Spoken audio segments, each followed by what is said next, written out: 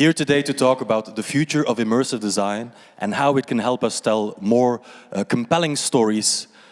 Please, a hard and welcoming applause for Mr. Bob van Cleemputte. Hello, everybody. It's an honor to be here in this nice building. Can't believe it was constructed in the 1950s without any computers. It's amazing to be here today and to present to you guys some of the new technologies used in museums. And also, I'm going to be talking about some of the projects we did, the things we learned, and how you guys should be looking at technology for your future museum. Quick introduction on myself. I've been in the business for 20 years, so we'll probably have a party later this year in a less formal setting. So I started actually in, it was 2005 unofficially, 2006 officially. And we started in events. We started in plain conference multimedia techniques. It was the business we had. We came from college and we could do some events, so we started doing PowerPoint projections, audio, sound. But we all studied in Kortrijk, Belgium, where they have a good multimedia school. And we didn't always have events, so we bought all this hardware, projectors, sound, and we started to be more creative with the hardware. So we started doing multimedia flash back in the day, and we started projecting onto surfaces and making them interactive. And I'm talking 2006, 2007, which was really new. Then museums were really about just giving information to people. You tick on something, information comes, and that was really already a big deal.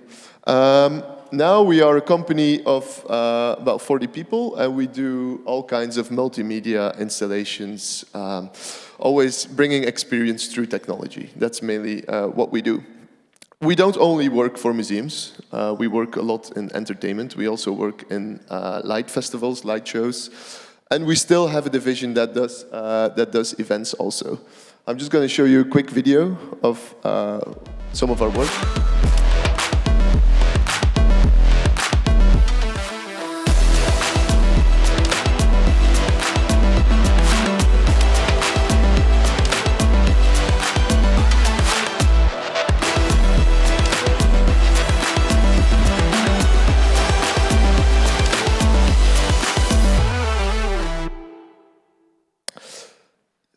So, yeah, we design and build unique storytelling experience using the latest in creative technology. So the creative technology is an important one, and there needs to be a storytelling aspect, or we won't be in the project. Can I get next slide? Yes. So the divisions we have now, interactive exhibitions, live events, it's a completely separate part of our company. Then entertainment, we also like doing that, and then there's corporate storytelling, because we also see that there's a lot of demand in big corporations also wanting visitor centers to tell their story through technology. And what makes us a little bit different is that we both do hardware and content in one company. Traditionally, this is for interactive installations and complex media installations. It's quite important, because if you start separating those two things, you get a lot of finger pointing towards, is the projector good? You can make a massively good animation, but if the projector is not good, it's not going to be good. And the other way around as well. If the hardware is good, but the content is not good and the animation is not good, you will also have a problem. So that's where we take a little bit of a different approach, and we combine both. So we have a separate content studio and a separate installation and hardware part. Okay. Next slide, Kevin. Yeah, I'm going to go through it. Next one. Yeah, so the changes in museums happening. So there's a lot of digitalization coming. Contents and visitors change constantly. They're used to a lot these days, so you guys have to compete with theme parks, with really great experiences, with all the digital media they already know, with all the games they play. So it's to bring an experience there for museums. It's really something you have to think about. And the new generations, they're used to a lot. The focus is also changing. It's not about reading anymore. It's about everything needs to be an experience. And there's a lot of competition. So technology, the first thing, we're a technology company, but I always say to people, technology is not the goal itself. And that's very important, because a lot of people still always have, they always do the same trap. They want something because it's hot. 10 years ago or 15 years ago, we got asked to make a lot of apps because everybody wanted an app. Then it was a hologram. Everybody wanted a hologram, just to have a hologram.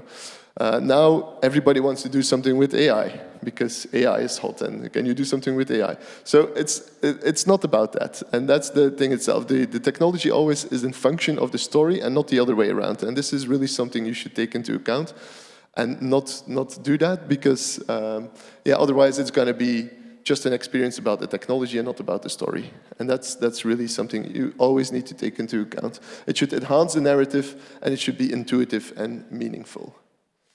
Okay, let's talk about immersive rooms, because that's also one of those things that we get asked about a lot. We've done a lot of immersive rooms in all various shapes and sizes. And the first thing I want to point out to you guys is there's no standard in immersive rooms. There is none. Everybody's doing something.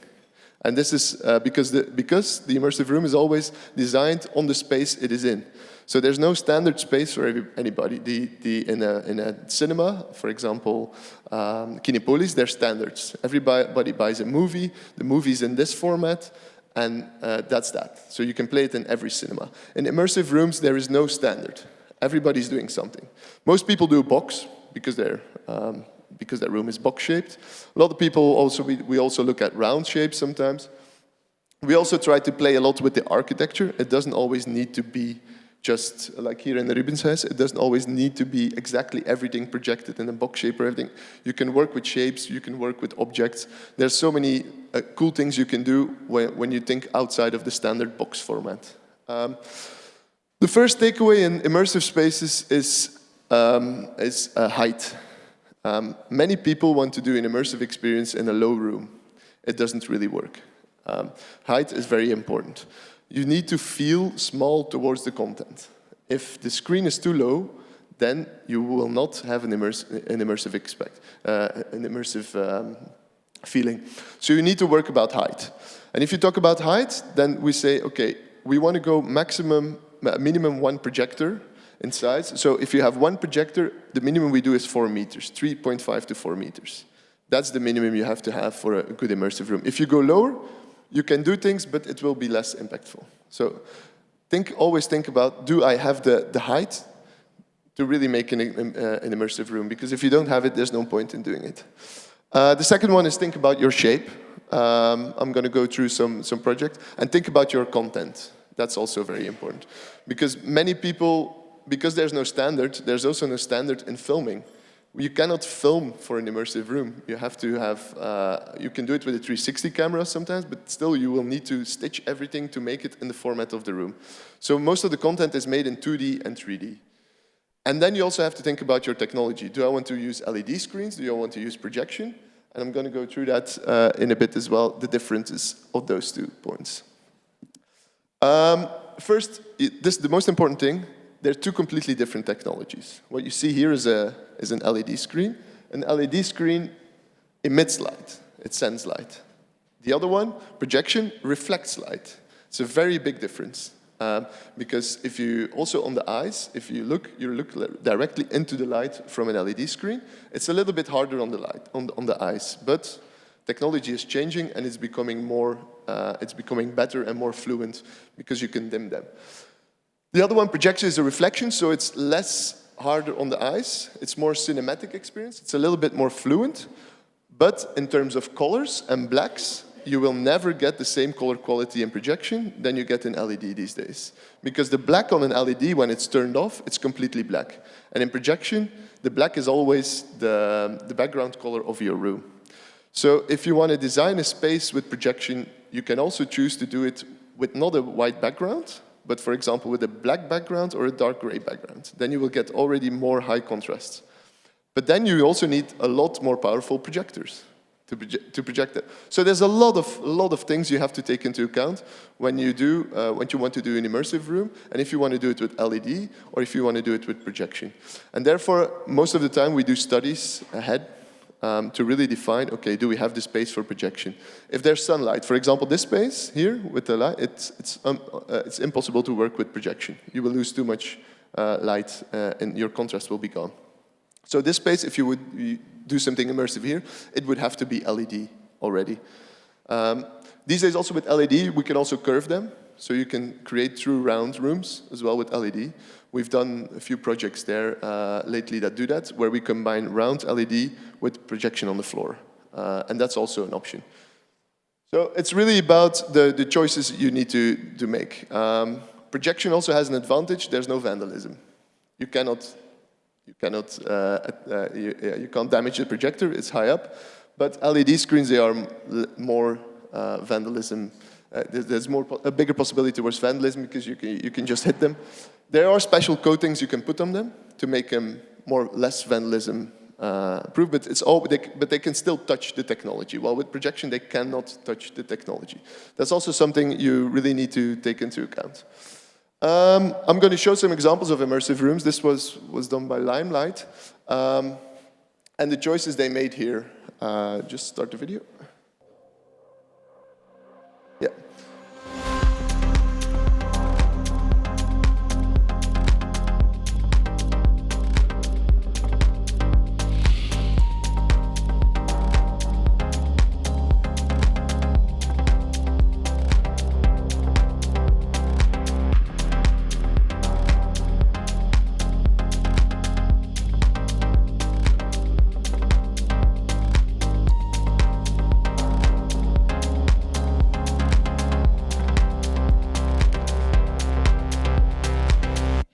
So here you see a round immersive room, and I want to just take you through the choices they made here and why they made them.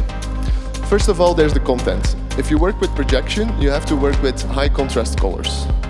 You cannot work with white or any really bright colors because then the room becomes too bright and you start losing your light, and so it becomes a low contrast experience. So that's always, if you work with projection, you really need to take into account in your visual effects what colors you're going to use. That's one of the most important things.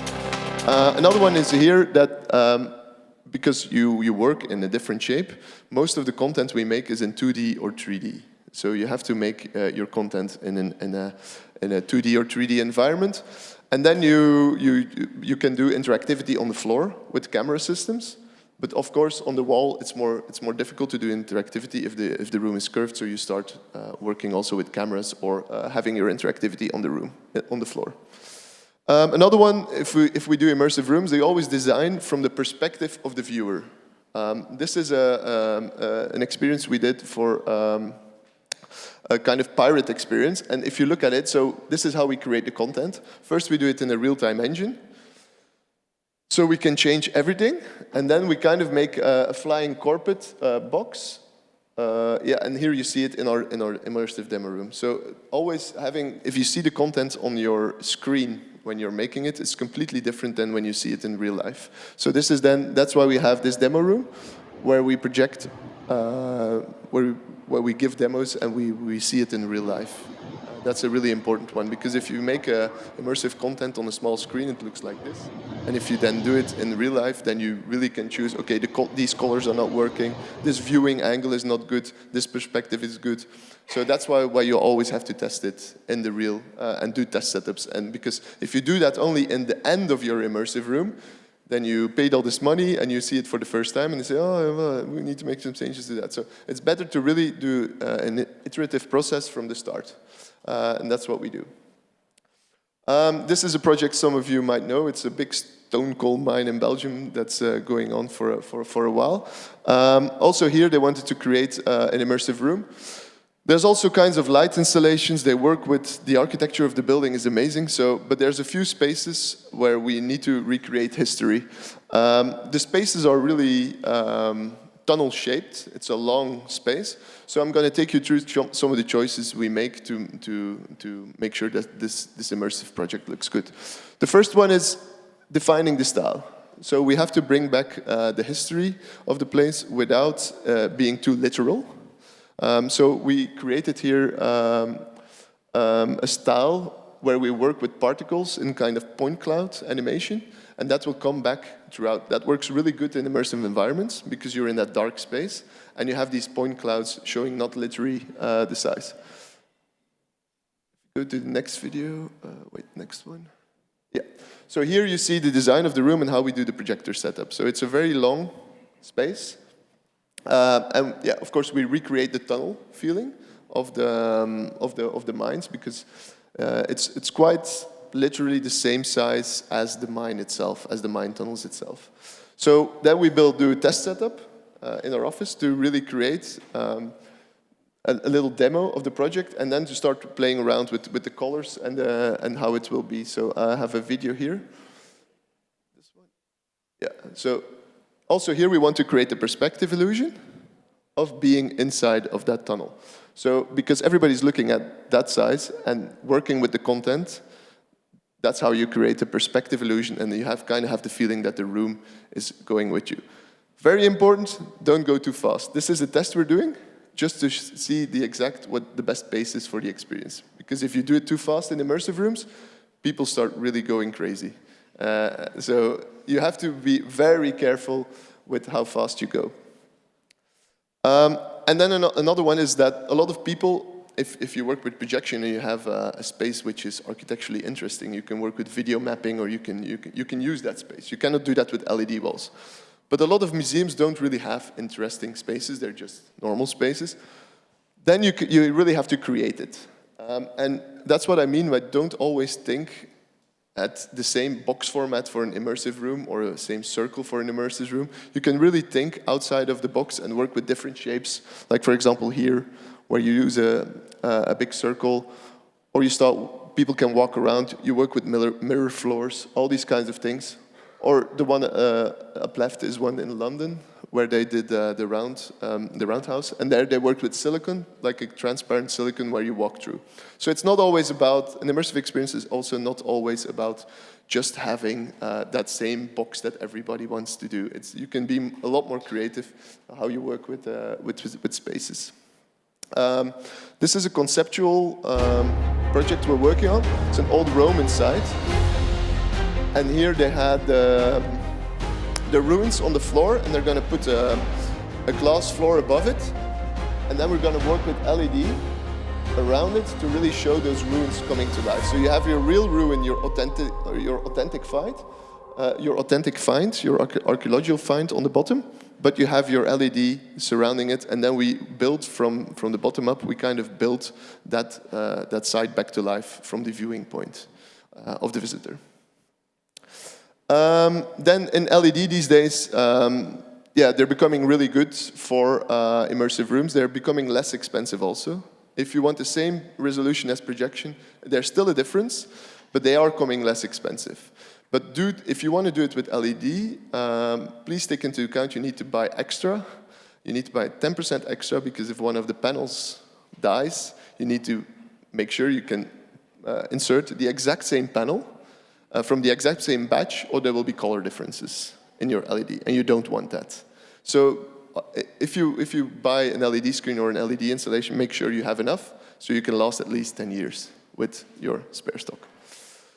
I'm going to talk a little bit about AI, because everybody wants to talk about AI, so I'm going to just talk about how we use it in our production process. We don't use AI, we don't do general text processing AI, but we do use it in our production process. And 2 years ago, we were just using it in our conceptual studies. We were doing, of course, Midjourney and others to generate images, generate concept, help with that. But now we are really using it in the production process today. There's no AI system or magic button that you can press and that will create content for your immersive room or whatever. So people sometimes think that now everything is very easy and content's going to go. No. Definitely not. AI is just a tool which is helping us to do more for the same budget. But even these days, we still have to do so much manual corrections on the projects we're working on. They're all big resolutions. Most AI video generators are made for iPhones or for small screens, not for big immersive rooms or for big media installations. But we do use it. It's getting there. And I'm going to take you just to a small project to show you how we're using it today. This is when we're doing, I think the people are in the room today from Zwin. Well, there we have them. We're working on an immersive room for them.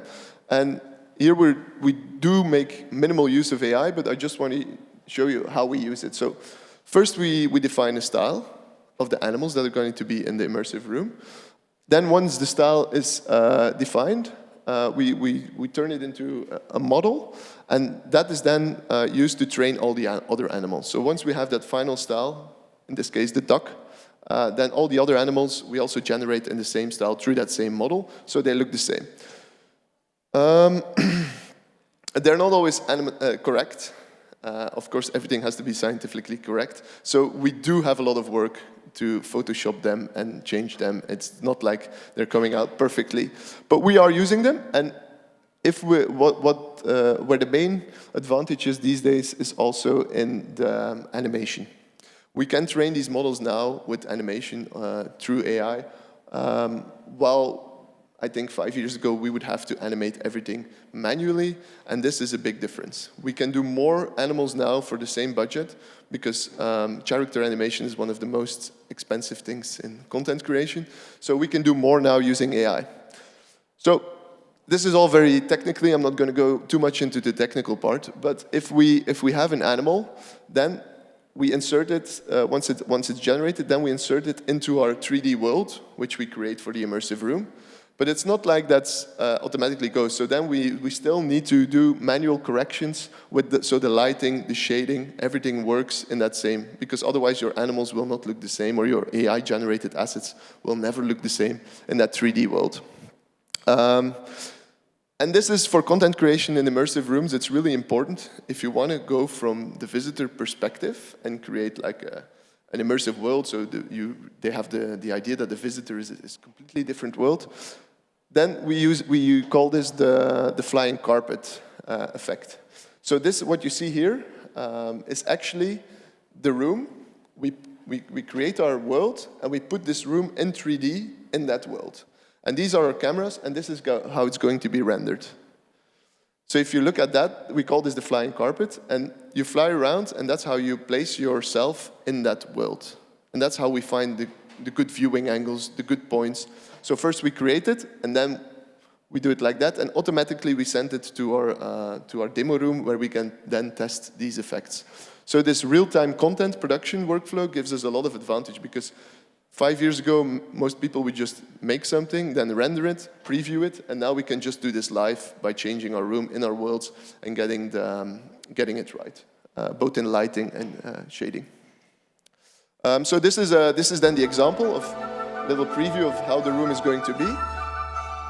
It's a square room. We also added a circle on the top, because the concept is that you are a little animal and you're getting eaten all the time.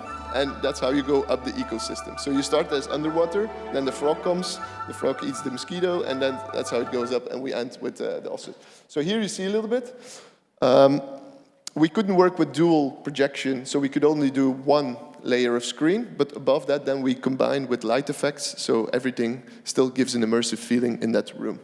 And then you have, of course, on the ceiling, you also have the projection, which then gives you the idea of the animals being in front, because it's about birds, so people need to really look up to see birds. So that's also why we added that. Another trend we see a lot in museums is shared experiences. I'm going to go, this is a project on the beer world we did already a couple of years ago, but I'm going to take you through it because it's still very relevant. And I'm going to take you a little bit into this production process. Because now, these days, we see a lot that in museums, people want to interact with each other, to learn. They really want to compete against each other, build something together. So there's a lot of setups where we have a central object, something central, and screens or interactive stations around it, and together you have to do something. And this is the head of the brewer. It's actually a brewer's head, and if you play well, then he gets pulses and he's happy or he gets angry. So the object interacts with the visitors, and that's something. I'm going to take you to this production process. So first of all, we made the model of the brewer's head. Then we made a 3D sample of it, so 3D production.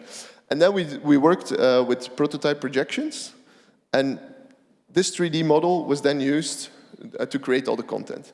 On the right, you can see one of our developers playing around and testing out effects on the brewer's head. In this case, he's tracking his camera live onto his face, and then you can see it live projected back onto the head. So here you can see a little bit of the prototyping we did to come to this installation in the first phases of it, just checking out effects, how does it work with the facial movements. So this was the first stage of the project. Here you can see it then, we inserted the head in the 3D software and we started to create all the animations and the effects on the head. And there you can see it in real life. On the right is the final one. So people actually play games and then they connect to the head. So I'm going to go over this slide. Voilà. And then they play games on the stations, and if you do well, so it's about the rational side of the brewer, and it's about the creative side of the brewer. And I think the left of the head is the rational, and the right is the creative side of the brewer. And then you play certain games, and it gives pulses to the head, and the brewer becomes happy or he gets angry. And here you can see some of the production process, which we did with, I think it was Bruns who created this. Yeah, of course, they couldn't bring the 3D model in one piece, so it was actually then put together there. And then we did the complete projection study on how many projectors, and we installed the whole system next to it. Here you can see an animation on how we do the projection studies of such a complex object. So we have special software where we can place the projectors and we calculate how much light will be on the projector, what projector should do what, where the placement is, and yeah, this is all calculated in advance, and then we get a content map. Okay. Yeah, I'm going to go over this one, and here you see the final result. But the thing I wanted to talk about this is, this installation was done already a few years ago, but it's still very relevant, because if they would update the content on this installation also later, think about the possibilities now with AI. Having an AI avatar on this head talking. It's definitely possible to create a new experience, but the object is still good. The object is still very relevant, and that's what I wanted to emphasize, that it's not only about the technology itself, but if you have nice objects, nice spaces, they can also be updated easily. This is one that we've seen already on Excite a few times. This is Ameka. It's an AI robot, and this is also definitely coming into museums now. This is a conversation of Ameka and Amy, and they're both AI trained. So you can train them with the character. You can say how they have to behave, which language they have to speak, and they start interacting with each other. What is it? I can't wait. I got you a cookie. A cookie? But I can't eat cookies. I can't eat cookies. Amika, cheer up. It's an internet cookie. This is the worst joke I ever heard. I'm going back to sleep, and don't you dare wake me up again. So no, yeah, these robots, they're really freaky. They have really good facial expressions, and they're also used a lot now in museums for as interactive avatars. So I think this is definitely a trend that we're going to start seeing humanoid robots in museums as interactive guides. Or this is a concept we developed.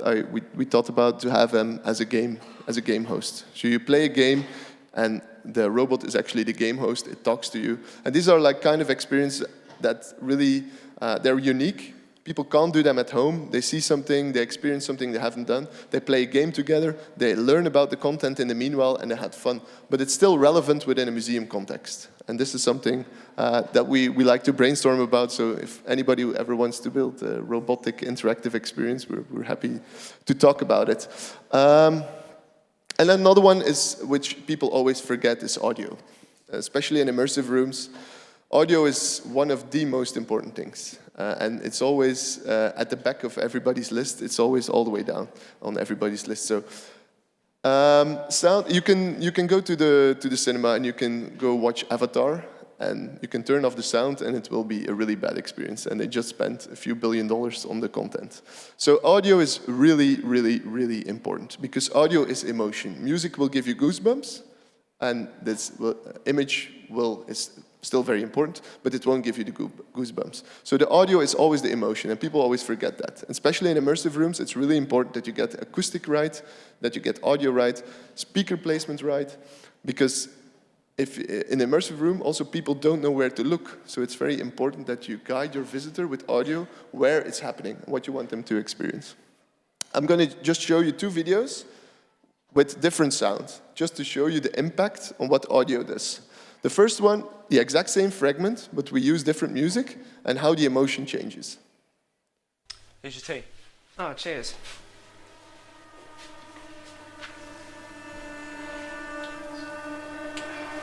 Did you put sugar in this? Yeah, I did.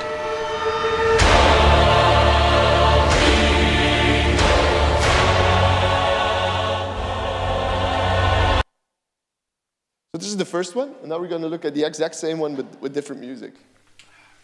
Did you put sugar in this? Yeah, I did.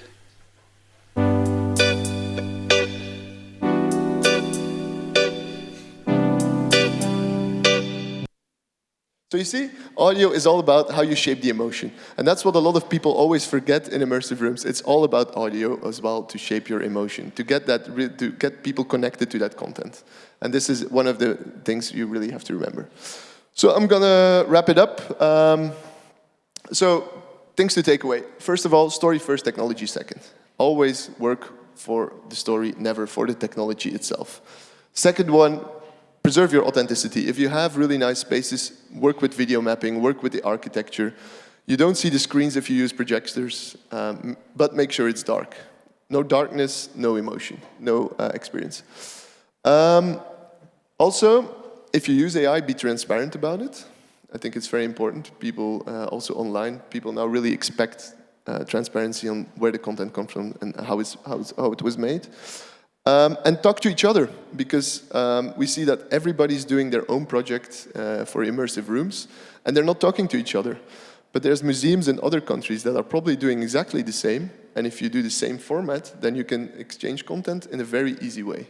If you don't do the same format, and you work on a really different format, then you have to restart all over again, and you have a lot more, it's a lot more expensive to make content. So, if you have, for example, I'm talking about a Roman museum, for example, one in France can do the same show on Caesar than one could do here in Belgium. And especially if you change formats, one can make shows, you can exchange it. So talk to other museums if you want to do immersive rooms. It will help you to get more content for the same budget. And then most of the spaces are being made multifunction as well, because if you work with immersive rooms, then they're often used for events or for other functions as well, and they really generate also money back for the investment to be able to host these things. So most of these spaces do become multifunctional spaces, where in the daytime they're a museum, and in the evening they do host events. Well, so technology transforms museums. Stories are what keeps them alive. That's it. Thank you.